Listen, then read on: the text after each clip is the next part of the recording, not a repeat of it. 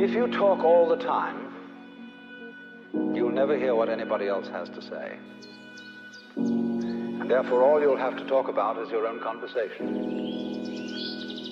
The same is true for people who think all the time. That means, when I use the word think, talking to yourself, subvocal conversation, the constant chit-chat of symbols and images and talk and words inside your skull.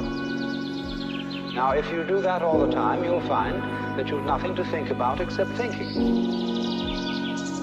And just as you have to stop talking to hear what others have to say, you have to stop thinking to find out what life is about.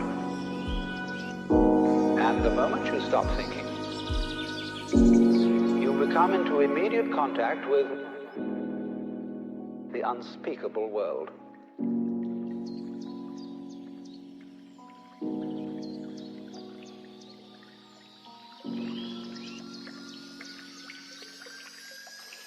The force of liberation will blow the world to pieces.